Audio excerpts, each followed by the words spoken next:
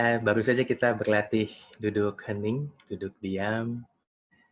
Silahkan kalau ada yang mau bertanya, kita ada 2 sesi bertanya, satu sekarang, kemudian nanti sedikit topik yang kita bahas tentang belajar, ada sesi bertanya juga. Saat ini lebih dikhususkan, kalau boleh menggunakan kata itu, ke arah latihan tadi, bagaimana rasanya, apa yang dialami, mungkin ada pertanyaan, atau ada pernyataan, ada yang berkenan bercerita.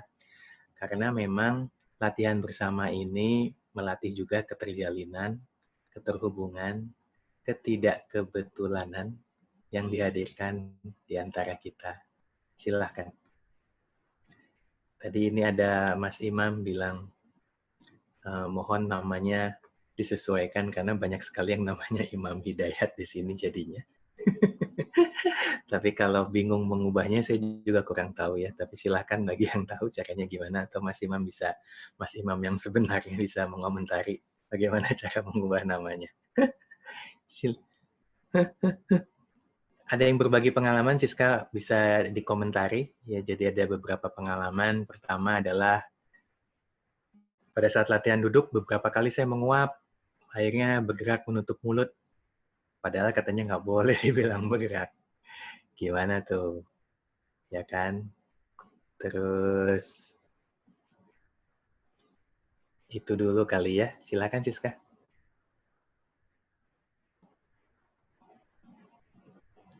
Masih mute suaranya, silakan di-unmute dulu.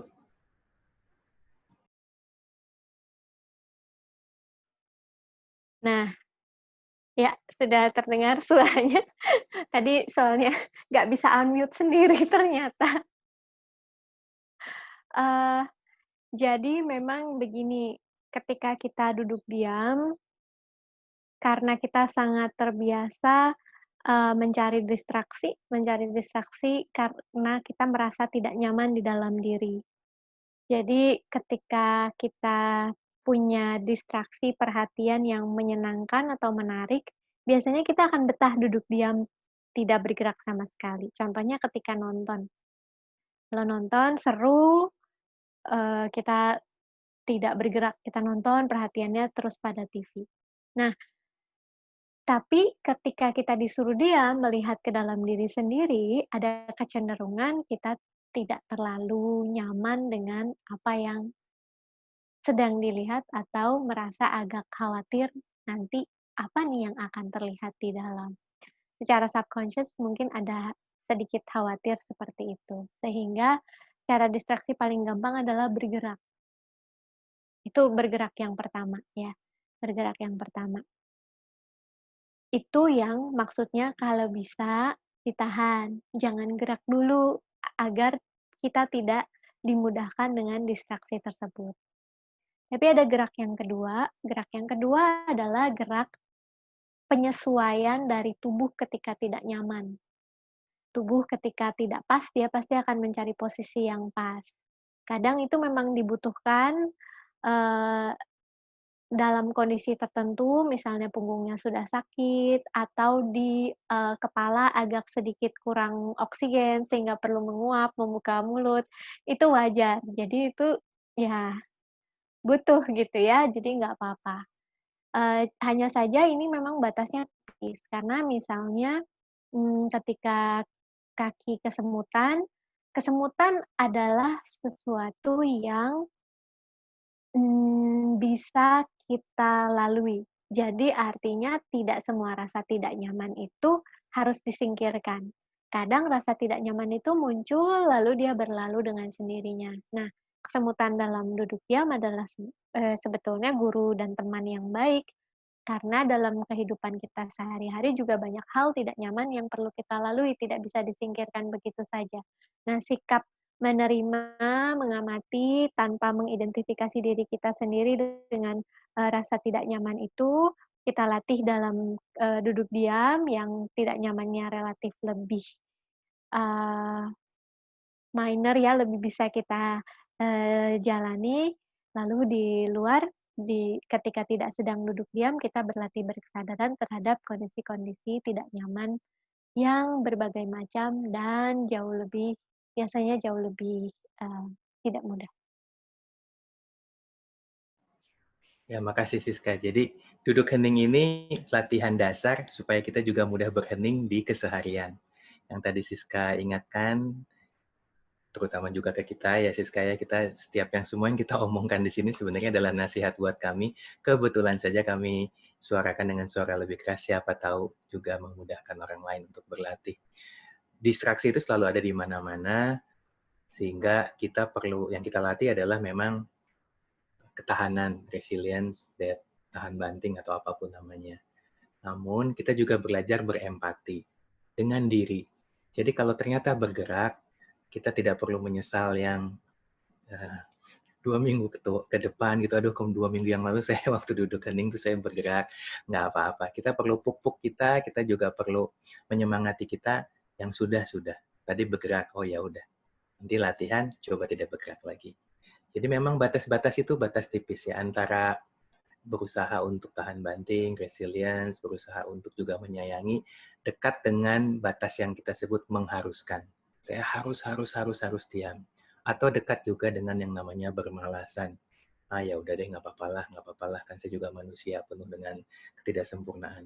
Nah, batas-batas ini justru kita latih ketika kita duduk hening, yang mudah-mudahan dalam keseharian kita bisa latih. Batas tipis yang kita sebut sebagai kehadiran ego. Kapan kita berupaya, kapan kita mengharuskan, kapan kita berserah, kapan kita bermalasan. Oke, ini ada pertanyaan lagi. Apakah latihan duduk diam bisa membantu mengurangi pikiran yang berseliweran dan membuat jadi lebih fokus menyaring mana yang penting dipikirkan dan tidak? Silakan, Siska. Hmm.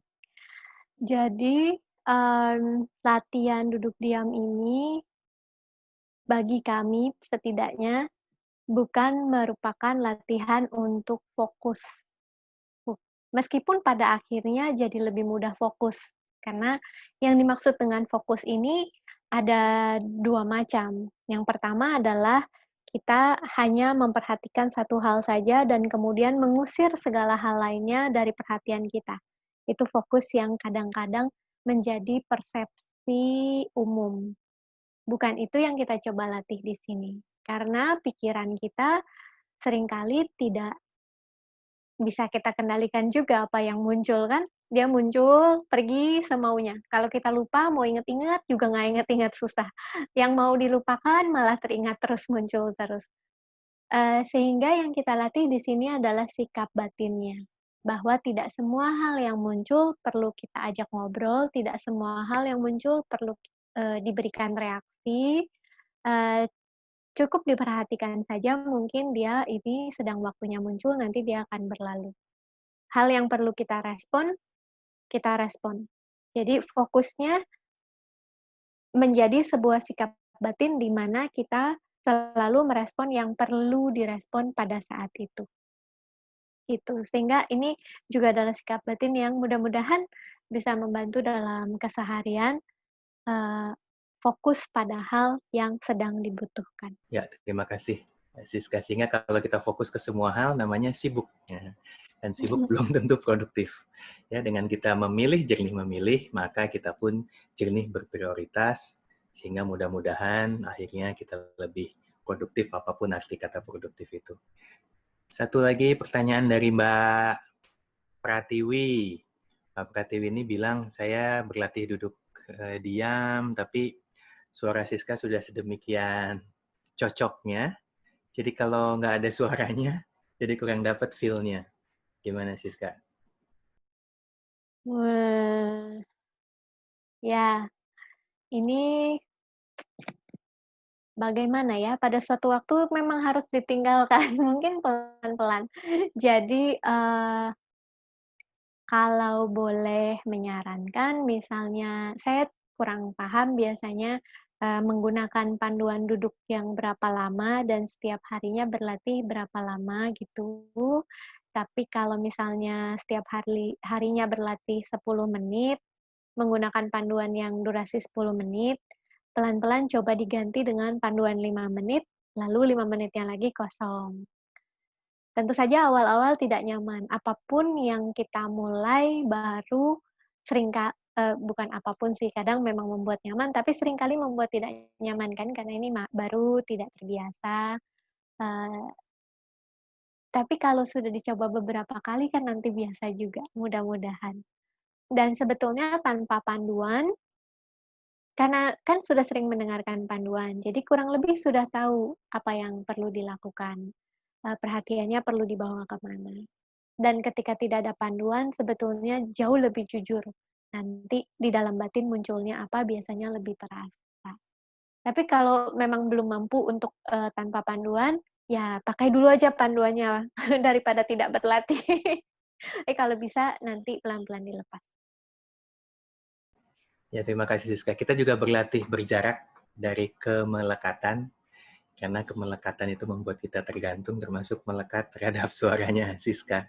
Ya, awalnya ada, kalau diperhatikan setelah teman-teman terutama yang sering, awalnya ada yang namanya pengkondisian. Ya, rasakan sentuhan tubuh dan lain sebagainya, teman-teman bisa dengarkan rekaman itu. Nah, pola-pola itu yang teman-teman bisa gunakan. Bukan panduannya bahwa, oh awalnya ada pengkondisian, awalnya ada pengingatan bahwa periksa lagi punggungnya tetap tegak, periksa lagi dahinya tidak berkernyit, dan lain sebagainya. Namun itu sekali lagi untuk memudahkan. Pada akhirnya kepekaan itu adalah ketika kita sedang mengalami keberadaan kita. Kepekaan tidak akan pernah lahir ketika kita sedang menikmati di luar keberadaan kita, ada suara-suara ini, itu, dan sebagainya. Ya, mudah-mudahan sedikit menjawab. Satu pertanyaan lagi, selalu muncul visual ketika latihan duduk tentang apa yang ingin dikerjakan. Kemudian apa yang harus dikerjakan, orang-orang yang harusnya ngebantuin, proses yang sudah dijalani, dan semua yang rasa-rasa yang pernah dilalui. Terus jadi kayaknya pikirannya bercabang-cabang. Gimana nih begitu? Apakah ada saran? Kok jadi kemana-mana begitu? Silakan Iya, Siska. itu normal sekali,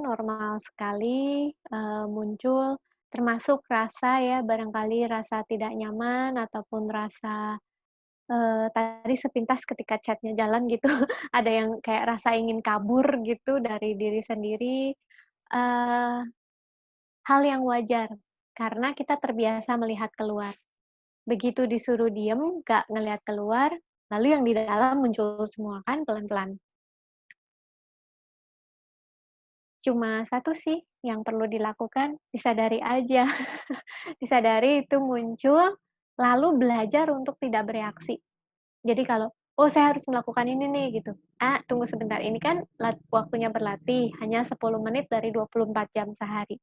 Jadi, apa yang perlu dilakukan itu, dibiarkan saja dulu, ataupun ada rasa tidak nyaman yang, "Aduh, saya nggak suka banget, merasa apa gitu di dalam 24 jam ini kita coba, dalam beberapa menit ini aja yang, coba dirasakan saja dulu gitu. Misalnya ada rasa, eee, takut atau panik, eee, yang akan barangkali menarik untuk kita bisa melihat ke dalam adalah memperhatikan, di dalam ini apa saja yang muncul dan persisnya sebetulnya apa. Misalnya, ingatan-ingatan ketika, "Oh, kayaknya harus melakukan ini, melakukan itu, ini, itu, ini, itu." Apa rasa yang mendorong sehingga muncul banyak sekali itu, dan atau ketika muncul banyak sekali itu, lalu apa rasa yang ada yang kemudian muncul mengikuti. Daripada kita larut ke dalam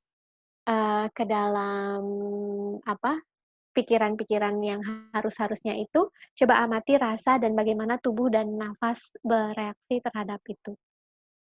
Sehingga kita tidak perlu bereaksi terhadap pikirannya, tapi kita menyadari reaksi lanjutan atau respon lanjutan dalam diri kita terhadap apapun yang muncul, termasuk dengan rasa panik. Rasa panik atau rasa takut bisa juga kita amati, karena itu menimbulkan sensasi yang cukup kuat biasanya pada tubuh dan nafas. Misalnya ketegangan di mana-mana, nafas yang jadi pendek, atau tersengal-sengal.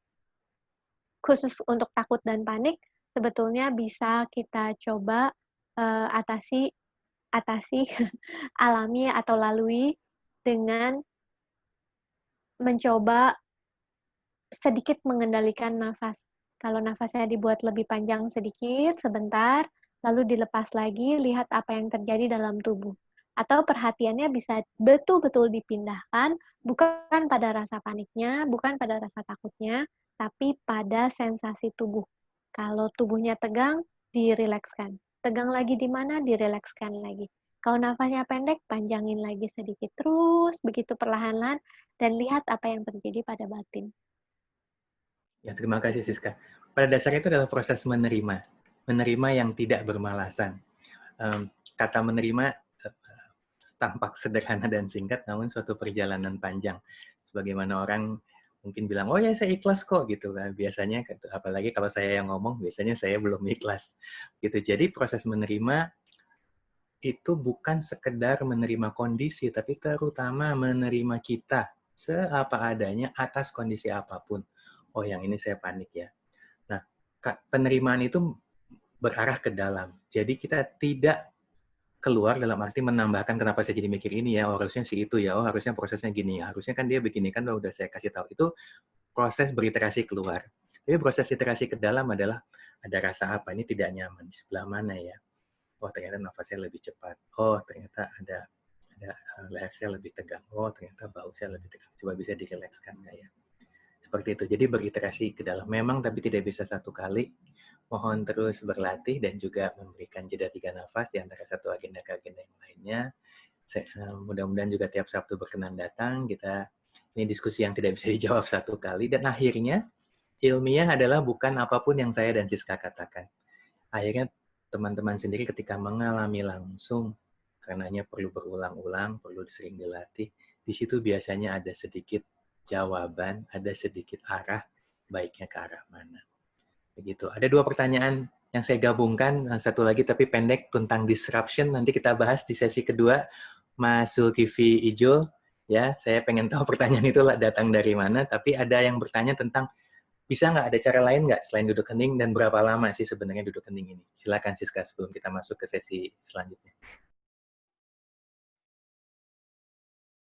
Sebetulnya latihan berkesadaran adalah latihan yang disarankan untuk dilakukan dari waktu ke waktu. Kalau bisa dari bangun tidur sampai tidur lagi. Tapi itu kan kalau bisa.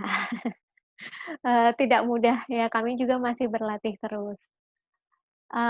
Kalau duduk diam, itu kalau diibaratkan, dal sebagai sebuah energi berlatih, duduk diam itu seperti nge-charge baterai, karena kalau tidak didiamkan sama sekali wadahnya, sulit punya cukup kejernihan untuk kita bisa betul-betul sadar dalam kegiatan sehari-hari, dalam yang lain gitu, tanpa kejernihan sedikit yang mengendapkan. Sehingga kalau ada cara lainnya, ada. Tapi apakah itu menggantikan silent sitting atau duduk diam? Rasanya tidak. Duduk diam tetap perlu dibutuhkan. Berapa lama? Berapa lama ini relatif bagi, setiap orang. Jadi tidak sama, masing-masing orang punya kebutuhannya, punya kecocokan berlatihnya, tergantung, kondisi batin dan, kesiapan batinnya pada saat itu. Tapi satu rule of thumb kalau boleh disebut rule of thumb yang selalu kami gunakan adalah, pepatah yang bilang, "Duduklah diam setiap hari paling tidak selama 20 menit." Tapi kalau sibuk, kecuali kalau sedang sibuk, justru duduklah selama 1 jam. Ya, 20 menit dan 1 jamnya itu bukan relatif, tapi, lebih kepada prinsip bahwa semakin sibuk duduknya makin dilamain ya, tapi kalau, dalam keseharian tidak terlalu punya apa-apa, tidak terlalu ada kesibukan atau ada tantangan yang sangat berat dalam, batin, ya berarti tidak apa-apa untuk, lebih pendek, gitu. Makasih Siska. Makasih Mbak Yanti Agustin berbagi pengalamannya. Ternyata sebelumnya sudah merasa zen begitu, tapi pas selesai sudah terasa damai, ringan, dan lega. Makasih berbagi. Ya, kita ngobrol-ngobrol lagi. Ada beberapa pertanyaan, bukannya tidak mau dijawab. Nanti ingatkan kembali, kayak tadi Mas Izul 2 kali tentang diskusi. Saya simpan, Mas. Kita balik ke sesi sebentar. Kita akan membahas sedikit pendek saja tentang topik ini, dalam hari ini adalah tentang belajar, kerbasisan kesadaran. Karena belajar itu sebenarnya suatu metode yang sangat penting, tapi paling nggak zaman saya dulu, Pangeran Diponegoro, jarang diajarkan. Ya, kita belajar ya coba aja sendiri gitu dengan berbagai cara kita. Nah, akan ada dua perspektif yang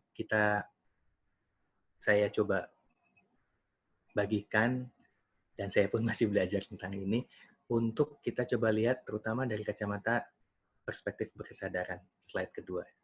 Slide pertama saya ambil dari beberapa buku yang kayaknya cukup baik gitu kalau melihat dari rating dan jumlah komentar di Goodreads misalnya, kalau saya harus menyebut merek begitu. The Art of Learning bilang bahwa kalau mau belajar, hal yang pertama adalah keraguan, keringkihan. Bisa nggak ya? Aduh, takut nih. Kalau nggak bisa gimana? Itu adalah suatu, berarti sedang belajar. Jadi ciri-ciri tidak belajar adalah kalau nyaman. Kalau kita nyaman, terus damai, terus berarti kita nggak belajar. Dan mulai dengan yang kecil, gunakan rutinitas, dan latihan. Nah, mungkin ini tadi Mas Zulkifli Ijul, apakah sudah tahu slide saya sih katanya ini, disruption itu apa. Tapi dalam buku ini, Josh Waitzkin ini bilang bahwa ketika kita develop rutin, ketika kita terbiasa dengan latihan, maka akan selalu ada hal yang tidak terduga-duga. Itulah waktu untuk belajar. Ya, kalau sudah terduga, terantisipasi, malah nggak belajar apa-apa. Buku lain yang sangat melihatnya dari konteks neuroscience, berbicara bahwa tidak ada kata terlambat, tidak ada bilang, aduh saya udah tua, aduh saya dulu jurusannya juga yang ini, keluarga saya nggak ada yang ahli di bidang ini, karena ada neuroscience menemukan yang namanya brain plasticity, bahwa otak kita bisa berkembang, sehingga kesempatan kita belajar itu selalu ada. Namun, yang dikatakan oleh buku ini, yang perlu kita latih adalah yang long term memory, lawan dari short term memory. Kalau short term memory itu dulu saya waktu mahasiswa punya kaos yang tulisannya gini, banyak belajar, banyak lupa. Sedikit belajar, sedikit lupa. Nggak belajar, nggak lupa. Gitu. Jadi akhirnya nggak belajar apa-apa. Nah, karena kita belajarnya di short term memory. Nah, buku ini bilang bisa kok kita taruh di long term memory. Pertama, kita belajar dengan bersengaja. Praktis apa sih yang mau dilatih? Nah, biasanya kita terlena untuk berlatih sesuatu yang kita nyaman. Kalau lagu, ya lagunya itu terus ya. Kalau nyanyi ke depan selalu Garuda Pancasila misalnya. Padahal ada jutaan lagu yang lain misalnya. Atau kita ingin dapat feedback. Ya, gimana? Apa yang saya hasilkan? Termasuk dari pelatih, termasuk dari pengguna. Kalau kita belajar adalah menghasilkan jasa atau produk, kita perlu mendapatkan feedback dari mereka. Karena itulah belajar itu sebenarnya di situ, bukan menurut kita. Saya rasa saya sudah hebat. Selalu akan seperti itu jawabannya. Dan kita perlu pelatih, ya, perlu coach atau mentor, apapun itu. Kira-kira seperti itu menurut sedikit summary dari buku ini. Nah, Cal Newport yang sempat seru karena dulu lagi zaman-zamannya passion, dia bilang passion itu bukan segala-galanya, justru skill adalah segala-galanya. Ini buku keduanya dia di Deep Work, dia bilang bahwa mau belajar, tujuannya dulu. Ya, apakah mau dapat sertifikasi, atau mau menambah follower, atau mau pandai, atau mau berbagi. Ya, intentionnya mesti clear. Dan tidak ada pembelajaran tanpa mengalokasikan waktu dan juga tempat. Tempat itu artinya kalau mau baca buku, saya mau berlatih deh baca buku yang sangat jadi terbiasa membaca buku begitu, maka ya buku itu diletakkan di samping tempat tidur, jangan di depan pintu keluar begitu ya. Jadi karena begitu kita bangun, oh ya ada bukunya. Pas mau tidur, oh ya ada bukunya. Jadi cara kita mengatur ruang juga penting, dan juga mengatur distraksi. Ya, di bukunya yang terakhir dia membuat buku judulnya Digital Minimalism, bagaimana bahwa sosial media menurut dia lebih banyak mengganggunya daripada kebermanfaatannya. Jadi pilih-pilih kalau mau bersosial media. Unitasking juga sangat disarankan oleh Cal Newport. Tidak ada yang namanya multitasking. Fokus, pilih apa yang mau dilatih. Dan terakhir adalah bagaimana kita mengelola energi. Belajar itu bukan sekedar belajarnya, tapi sebelum dan sesudahnya itu penting. Cukup tidur, nutrisi yang sehat, cukup istirahat, cukup main, cukup ketawa, ya, dan cukup belajar. Satu lagi, terutama ini berkait untuk pola mengingat, 3 orang melihat bagaimana belajar bisa masuk terutama ke long term memory. Menurut dia bukan dibaca lagi, dibaca lagi, dibaca lagi, tapi kita harus membuat flashcard atau kata kunci untuk membuat kita lebih mudah mengingat. Dan kita nggak bisa belajar non-stop. Sistem kebut semalam menurut mereka bukan suatu sistem yang tepat, ya. Jadi ada jarak dari satu pembelajaran ke pembelajaran yang sama, tidak bisa non-stop. Ada Pomodoro teknik kalau nggak salah, setiap berapa menit kemudian kita butuh istirahat, setiap berapa menit lagi non-stop istirahat. Dan dan ini sangat menarik, kita bisa mengkombinasikan beberapa pelajaran. Bahkan justru disarankan mengkombinasikan beberapa pelajaran. Sesuatu yang biasanya orang bilang kalau mau belajar satu bidang ilmu saja. Di sini justru dia katakan kalau kita mempelajari dua bidang yang sedikit berbeda, akan ada proses kreatif yang tidak sengaja menghubungkan dua bidang tersebut. Dan menggunakan mental model untuk membuat permodelan mind map, membuat cerita, membuat metafor, sehingga pembelajaran itu lebih mudah dihubungkan, lebih membumi, dibuat singkatan lucu-lucuan, dibuat anekdot, dan lain sebagainya. Kita perlu membuat model. Tentunya buku ini jauh lebih banyak daripada apa yang saya katakan. Ini sekedar sedikit yang saya tahu dari buku-buku ini, dan masih banyak buku-buku lain, tidak ada hubungannya dengan mereka, bukan endorsement yang secara bagaimana, tapi ini adalah apa yang kita lihat umumnya, informasi yang kita bisa dapatkan dalam bentuk buku atau dalam bentuk webinar dan lain sebagainya, yang sifatnya cenderung ke arah metode. Belajar dalam kacamata berkesadaran adalah suatu perjalanan yang tidak pernah selesai, dan perjalanan itu sebenarnya bukan belajarnya, tapi latihan. Latihan apa sih? Latihan bagaimana kita berupaya tanpa mengharuskan. Bedanya tipis sekali. Hanya kita yang tahu, nggak bisa diukur, setiap saat berbeda, tidak ada benchmark-nya, tidak ada best practice-nya. Sangat subjektif, tapi kita perlu peka. Karena itu peka terhadap nafas, oh semutan, oh pengen bergerak, oh ngantuk, oh ini saya bosan, oh saya pengen cepat-cepat keluar. Itu bagus. Tidak ada pengalaman duduk hening yang salah, yang ada adalah tersadari atau tidak. Karena begitu tersadari, maka disitulah pintu kepekaan. Oh saya merasa ini, oh ada pikiran ini. Demikian pula kita tahu, oh saya sudah mengharuskan. Atau, oh saya sudah bermalasan, padahal seharusnya saya berserah. Kepekaan itu tidak pernah berhenti dan tidak pernah dideklarasikan bahwa saya sudah peka. Ya, tidak pernah selesai. Nah, dalam konteks berkesadaran, kalau mau sedikit lebih detail, bagi teman-teman yang sudah sering mengikuti webinar ini, biasanya kita bagi menjadi 3 bagian. Tentang keberadaan, tentang peranti, dan tentang yang sudah dan yang belum. Keberadaan kita, sebagaimana tadi Siska Pandu, biasanya keberadaan dilihat dari kemampuan kita untuk menyadari nafas, tubuh, perasaan, pikiran. Nafas, tubuh, perasaan, pikiran. Nah, belajar dalam konteks itu kita berlatih untuk berhenti. Berhenti. Benar-benar berhenti. Karena berhenti itu suatu pelajaran yang sangat mahal bagi kita untuk menyadari, untuk menerima, untuk benar-benar saya di sini, untuk memisahkan antara yang real dengan yang bukan, ya kan? Dan juga berlatih untuk merespons. Karena semua kondisi, seperti tadi ada yang cerita, ada pikiran ini, ada si itu muncul, ada proses, harusnya ini, ada rasa kantuk. Kondisi melatih kita bahwa tidak ada kondisi yang kita bisa pilih, termasuk COVID-19 ini, termasuk apapun yang ada di rumah kita, ya. Saya pun masih jauh berlatih itu bahwa banyak sekali kondisi yang umumnya tidak bisa kita pilih, tapi kita bisa berlatih memilih respons, termasuk tidak merespons, termasuk menerima. Itu yang kita latih, itulah pembelajaran dalam konteks berkesadaran. Dan belajar untuk tidak melekat. Tadi ada pertanyaan, kalau nggak ada suara Siska, kayaknya nggak asik nih. Terima kasih, suaranya memang memudahkan, saya banyak belajar juga, tapi juga kami perlu mengingatkan kami sendiri terutama bahwa apapun itu jangan sampai melekat. Ketika sudah melekat, ketika kita nyaman, belajar menjadi tidak terjadi. Dalam konteks peranti atau tongkat dalam analogi kesehariannya, maka peranti itu mengingatkan kita bahwa belajar itu berlatih untuk mendeklarasikan atau membuat sikap bahwa saya nggak tahu, ada apa sih ini?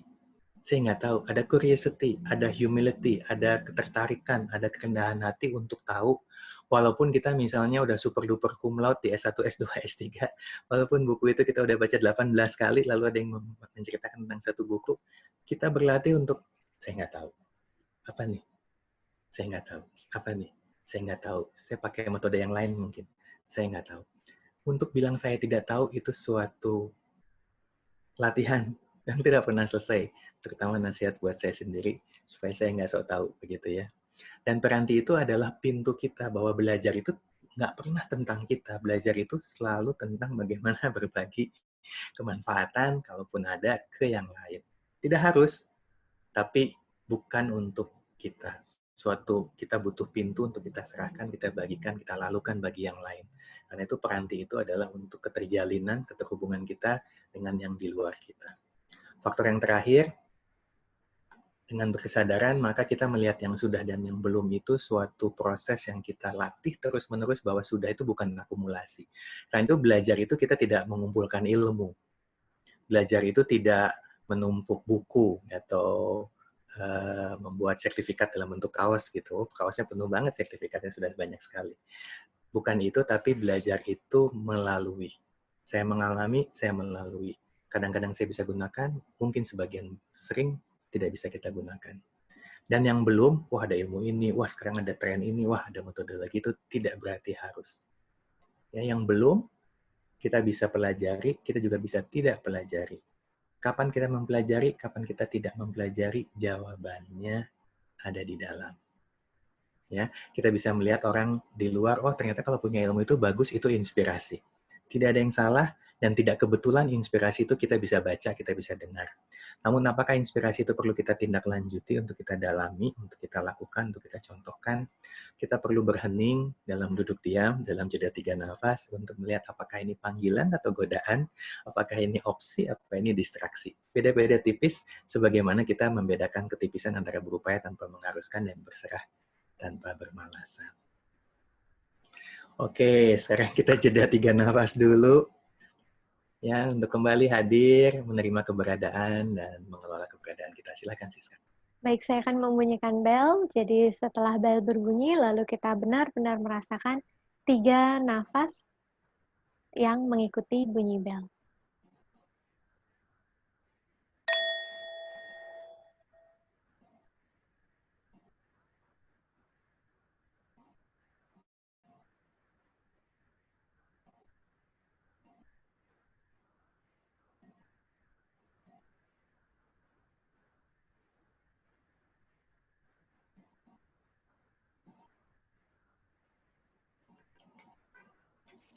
Ya, kita buka diskusinya sekarang di sesi kedua ini. Tadi ke Mas. Oh ya, Mas Surifi Ijul ya. Ya, saya membacanya slide pada diskusi ini. Ya, ya, ya. Ya, Mas. Jadi disrupsi seperti itu, suatu yang menginterrupt gitu ya, sesuatu yang muncul pada saat yang tidak disangka-sangka, umumnya secara magnitude atau secara besaran sangat besar, sehingga cenderung mengagetkan gitu. Dan kita bisa berlatih mengelola itu dengan melatih perubahan yang kecil melalui duduk diam, melalui duduk hening. Banyak sekali perubahan kecil, ternyata seperti tadi Siska bilang, misalnya ketika kita merasakan nafas dari rongga hidung kiri, rongga hidung kanan berbeda, bahkan dari satu nafas ke nafas lain berbeda. Ketika kita berlatih pun juga dari duduk diam ke duduk diam yang satu berbeda. Berbeda itu berkah, berbeda itu adalah pengayaan pengalaman, ya, sesuatu yang tampaknya pasti dan tetap, mungkin seru dan asik pada awalnya, tapi coba aja deh, rasa bosan itu akan datang. Lalu nanya, ini kok ini terus sih, begitu. Mudah-mudahan menjawab ya Mas Kivi Ijul. Makasih pertanyaannya.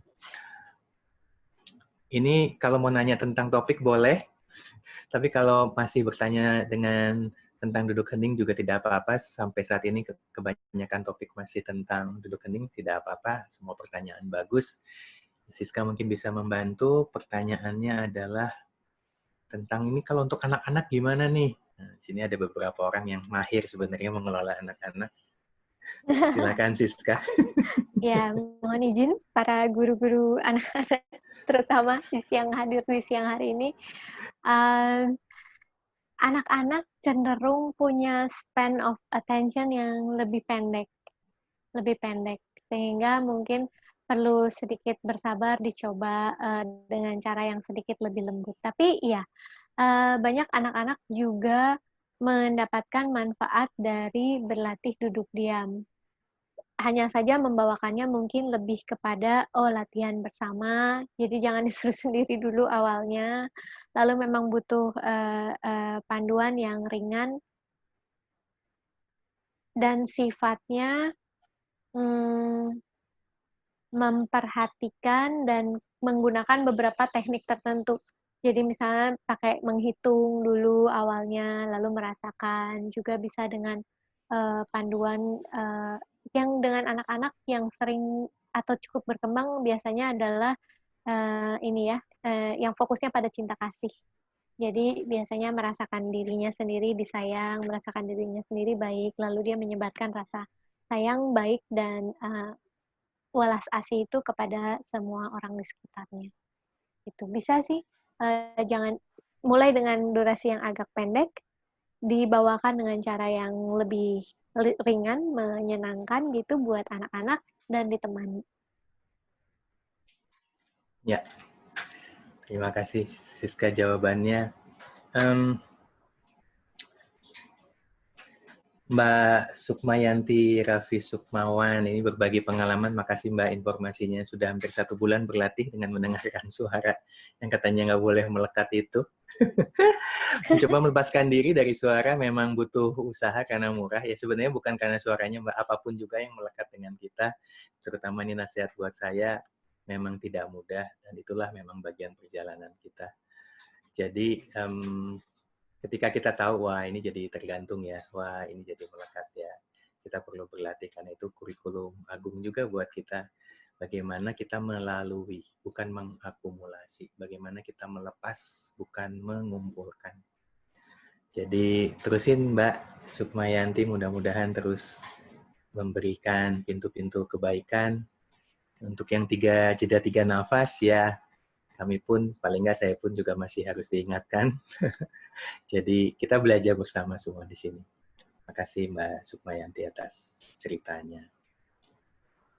Ada pertanyaan lain mungkin? Kalau enggak, saatnya kita bertanya. Kenapa sih? Kalau belum ada pertanyaan diskusi, barangkali saya bisa, berbagi juga sedikit tentang proses belajar ya, proses belajar yang hubungannya dengan berkesadaran. Jadi setiap dari kita kan punya cara pandang, cara pikir, pemahaman, pengetahuan yang kadang sudah mengendap lama sekali ya.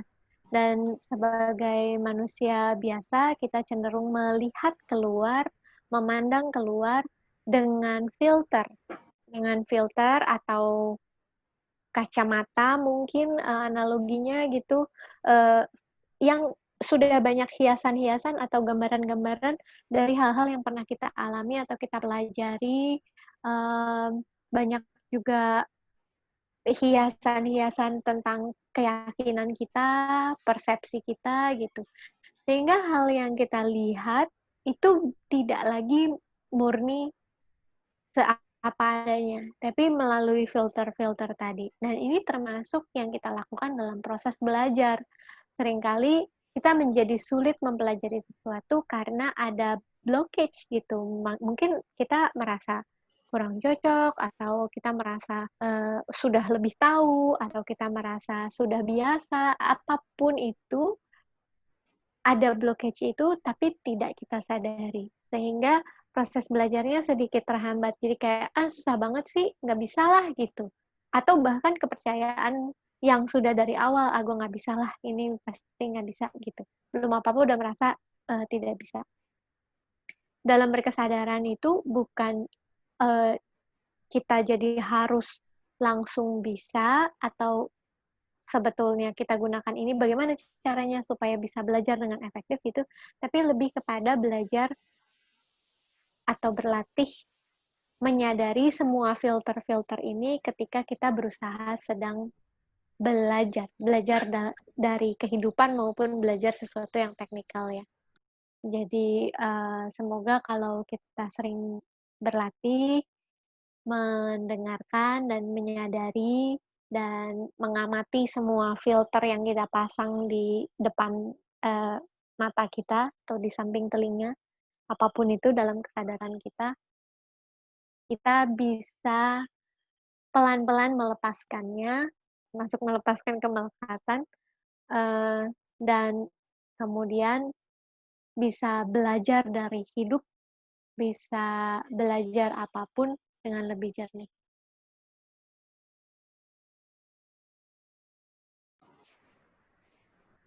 Iya, terima kasih Siska. Ini silakan teman-teman, ya, latihan duduk heningnya sudah selesai. Sekarang kita diskusi, jadi mohon bisa berkomentar, bertanya, bisa menyatakan juga. Saya sambil melihat tadi ada pertanyaan yang misalnya belum sempat dijawab kah?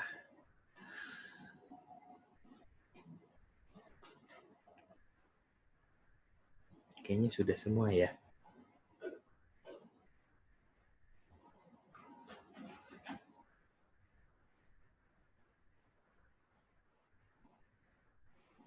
Iya, sepertinya Udah, sudah ya. semua, mmm, Oh, ini apa tipe orang yang apakah berpengaruh kalau orangnya itu kalem atau gerasa-gusu begitu terhadap latihan? Silakan, Siska. Apakah jenis-jenis orang? Silakan. Dari Mbak Lina Herlina.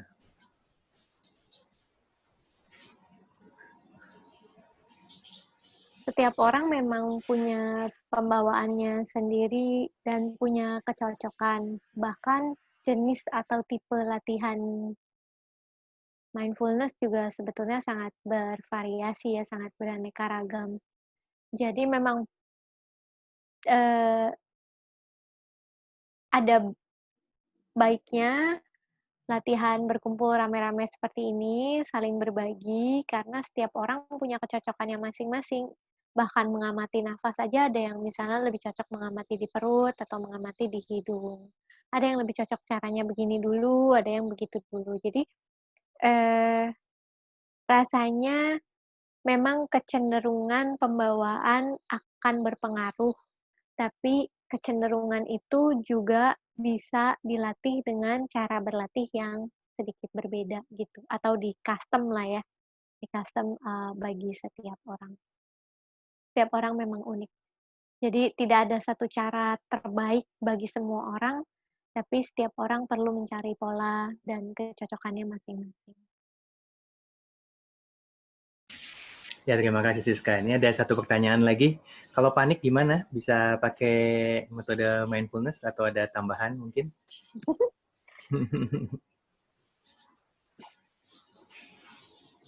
Ya,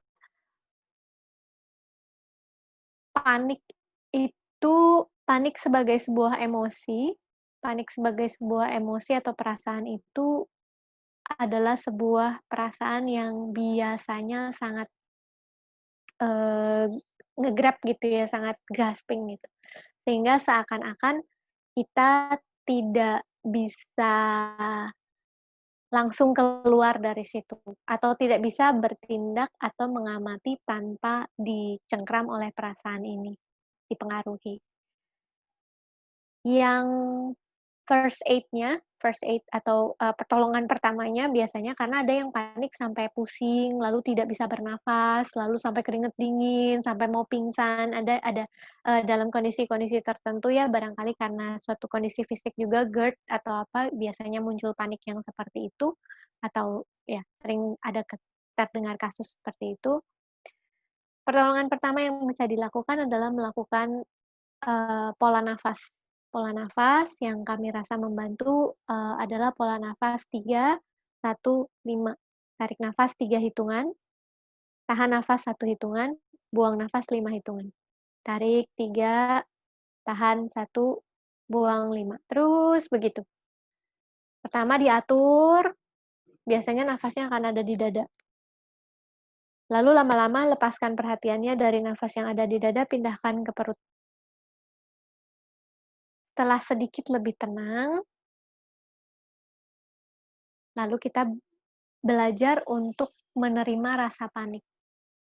Karena rasa apapun biasanya panik, marah, sedih, sakit kaki, pegal gitu ya, itu biasanya yang sangat mengganggu pada saat itu adalah keinginan agar rasa itu hilang. Bukan rasanya sendiri, tapi ketidaksukaan dan keinginan kita untuk menghilangkan rasa itu. Itu yang sangat mengganggu sebetulnya. Sehingga jika kita sudah sering berlatih untuk melihat pikiran yang datang, pergi, perasaan yang datang, pergi, biasanya, charge baterainya, energi atau kemampuan keadaan kesadarannya lebih ada untuk bisa mengamati, "Oh, rasa panik ini seperti ini." Diamati, dilihat, disadari, gitu.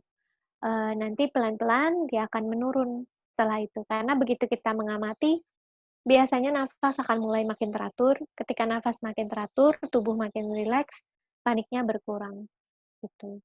Tentu saja ini mudah untuk digambarkan, tapi ketika menjalaninya tidak semudah itu ya, perlu latihan, berkali-kali, perlu, ditemani juga dengan latihan yang rutin pada saat tidak panik, untuk bisa menghadapi panik itu dengan lebih berjarak dengan rasa panik, itu. Ya, terima kasih, Siska. Jadi kalau panik, terima, "Oh ya, saya panik." Coba 315, kemudian setelah beberapa saat, coba mengalami, benar-benar mengalami. Tentunya ini sangat simplifikasi, dan ini dilakukan justru tidak menunggu panik, tapi justru ketika kita tidak panik, kita pun berlatih. Oh, saya mau berlatih 315. Menarik 3, menahan 1, membuskan 5. Terus dilatih. Kita berlatih, berlatih, berlatih. Sehingga sama seperti orang main tenis gitu ya, kalau pertandingan, setiap latihan adalah latihan, setiap pertandingan juga adalah latihan. Dan ketika kita kalah dalam suatu pertandingan, atau misalnya paniknya masih lama, nggak apa-apa. Kita pun harus menerima diri. Wah, ini ternyata lebih lama ya. Tidak apa-apa. Waktunya terbatas, saya jawab sedikit. Kalau gitu ya, Siska boleh ya, ada yang cenderung sulit tidur. Ini saya ketik sebagai banyak tentunya penyebab tidak bisa tidur. Duduk diam akan membantu dalam arti membuat kita mengalami apapun itu, tapi juga ada latihan yang kita belum pernah lakukan bersama, yaitu yoga nidra. Pada dasarnya mendengarkan saja, di situ ada panduan, kita berbaring, bisa dilakukan sebelum tidur, coba dicoba, silakan datang ke situs tersebut. Suara Siska juga. Jadi silahkan dicoba dulu. Mudah-mudahan bisa. Tapi ini bukan satu-satunya. Ini salah satu cara. Karena yoga nidra bukan sekedar untuk itu. Tapi untuk jawaban singkatnya bisa dicoba itu. Kemudian Mas Ivan, ini ada sharing dari Mbak Maria. Saya pikir ini silakan. bisa kita bagikan gitu, bahwa pada prosesnya seringkali mengharuskan menjadi dorongan untuk bisa mengupayakan semaksimal mungkin. Tapi setelah ini jadi sadar bahwa sikap itu membuat jadi tidak belajar sepenuhnya di situasi tertentu. Ya. Ya, makasih Mbak Maria Elvani. Ya, mengharuskan biasanya karena ada benchmark gitu ya, kalau dia bisa, saya juga harus bisa. Begitu, itu nasihat terutama buat saya. Jadi ya kita tidak bermalasan, itu pun juga satu kutub yang kita perlu latih gitu ya. Saya nggak mengharuskan, saya diam aja, jangan kita bermalasan. Dan balik lagi, ini batas tipis. Sehingga dari mana kita bisa mengukur batas tipis? Kepekaan. Bagaimana kita bisa melatih kepekaan? Duduk hening. Ketika duduk, hening. Ketika tidak duduk, Jeda 3 nafas di antara duduk dan tidak duduk. Itu terus kita makin peka, makin kenal kita, makin tahu kecenderungan kita, makin tahu, oh yang ini saya sensi, yang itu saya mudah tertarik, oh, apapun itu tidak ada yang salah. Dan ketika kita tidak mengalami atau kita ternyata, aduh ternyata seharusnya nggak ngomong gitu, wah saya tadi marah, pun jangan terlalu terbawa, itu sudah. Sudah, tarik 3 nafas, ya udah yuk jalan lagi. Ya, kita pun perlu sering memaafkan kita tanpa bermalasan. Maafin terus tapi tidak ada perubahan tentunya juga bukan memaafkan, itu bermalasan. Tadi ada pertanyaan tentang bagaimana bedanya distraksi, opsi, panggilan, dan godaan. Sedikit menjawab, Mas Aditya Laksono, mudah-mudahan itu sebenarnya kepekaan yang kita latih. Itu permainan kata-kata saja, ya semuanya permainan kata-kata saja, tapi yang lebih penting dari itu bukan beda persis antara distraksi dan opsi, bukan beda persis antara panggilan dan godaan, tapi bagaimana kita peka. Kita tahu apakah ini adalah kemurnian, ini adalah kejernihan, atau ini ada sesuatu yang sebenarnya karena kita ingin menunjukkan sesuatu.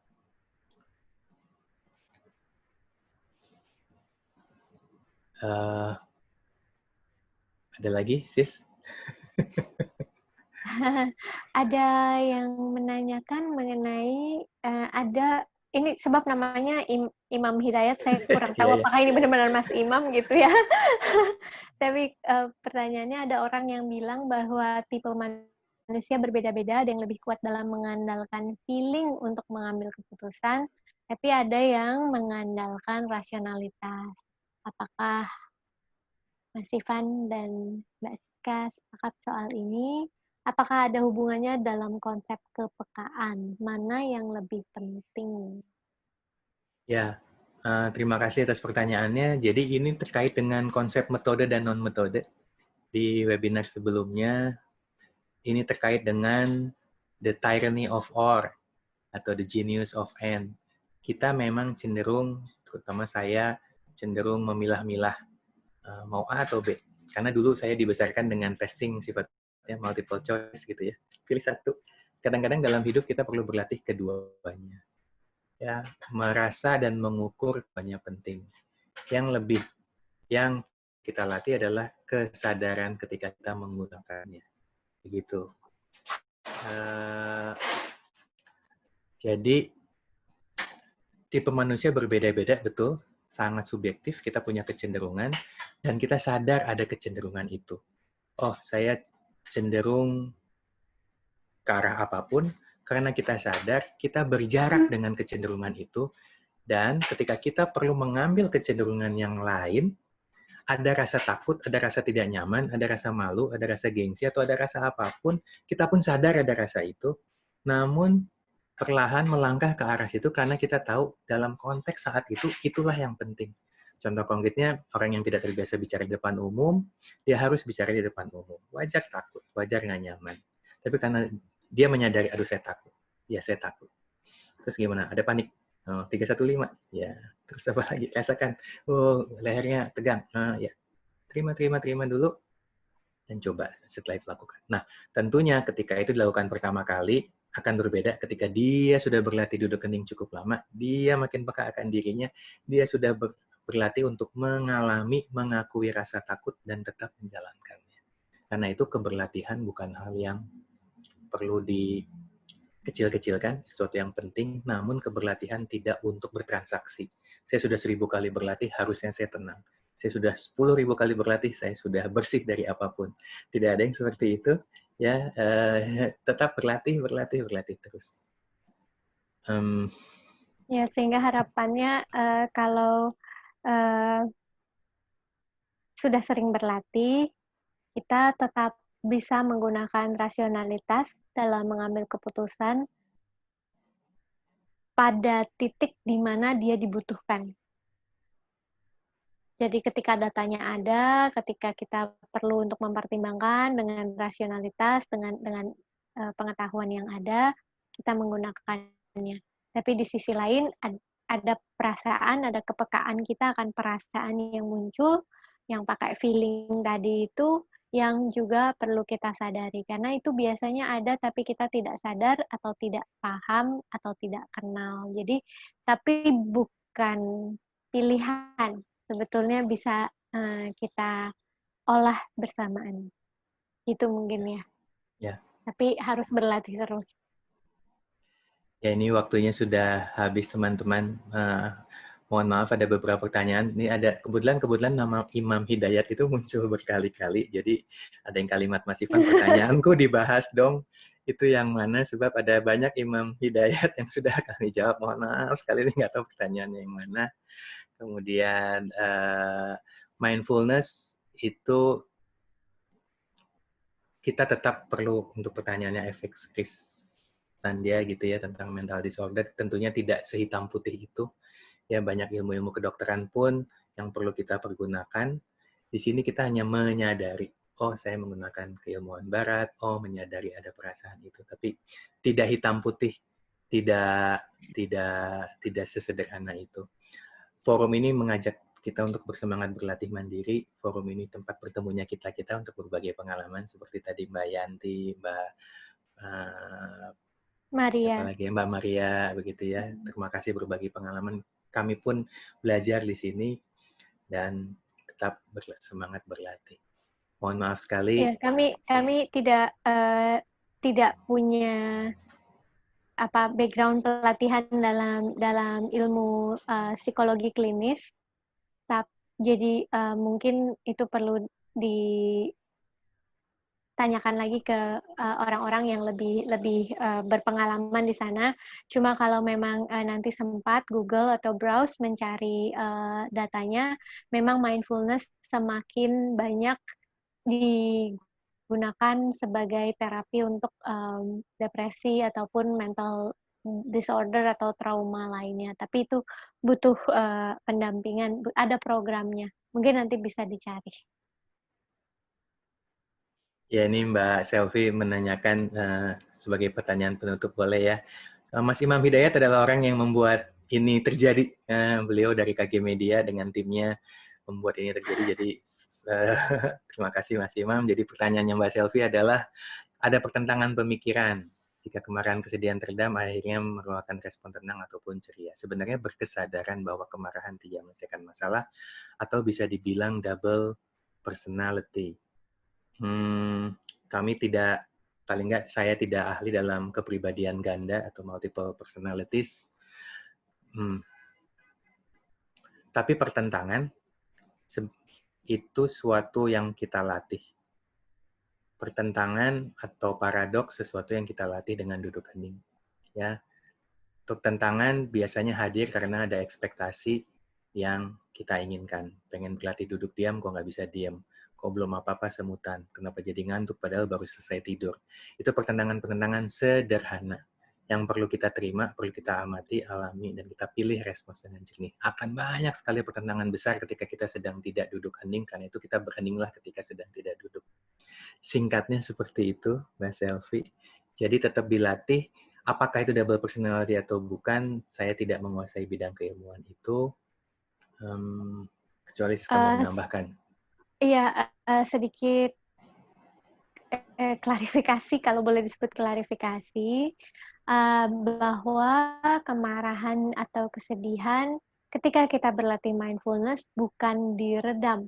Jadi kita tidak memendam, ya, melainkan tidak bereaksi terdorong oleh rasa marah atau sedih itu. Jadi kalau rasa bukan berarti harus diusir atau tidak boleh merasa marah atau lalu harus dipendam gitu. Biasanya dalam latihan kan kami menyarankan untuk ya udah diamati, disadari ada, tapi tidak larut gitu. Jadi bukan meredam. Kalau meredam itu tetap ada tapi disimpan dalam-dalam. Itu suatu saat nanti akan keluar lagi.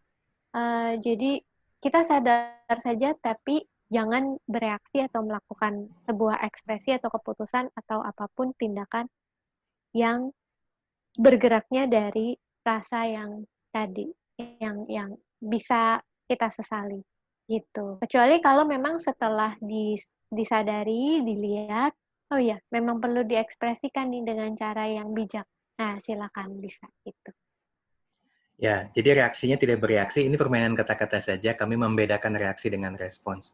Reaksi adalah suatu tanggapan yang biasanya autopilot, tanggapan yang berdasarkan kebiasaan, tanggapan biasanya yang lahir dari keharusan, tanggapan yang biasanya lahir dari best practice. Sementara respons adalah tanggapan yang lahir setelah kita berjeda. Respons adalah tanggapan yang lahir setelah kita menerima, setelah kita berdiam, setelah kita hening, gitu. Tentunya tidak ada respons murni, tidak ada juga reaksi murni, karena kita selalu belajar. Itu yang kita latih. Bagaimana kita melahirkan jeda, bukan dengan mendeklarasikan, oke, jeda dulu, diam dulu. Bukan, tapi jeda yang lahir secara alami, secara natural, karena kita berlatih terus. Demikian dulu teman-teman, mohon maaf bagi yang sudah ada agenda lain sedikit lewat dari waktunya. Terima kasih atas kehadirannya, terima kasih atas waktu berharganya, terima kasih atas pertanyaan dan pernyataannya. Ditunggu bagi yang berkenan hari Sabtu yang sama jam 2 minggu depan. Kami akan mengirimkan survei bagi yang berkenan meluangkan waktu, bagi kami juga memperbaiki diri. Dan dibuka unmute-nya Mas Imam kalau boleh. Inilah Mas Imam Hidayat yang sebenarnya yang bisa membuka gerbang suara. Sedikit bisa bersapa-sapaan. Terima kasih semuanya.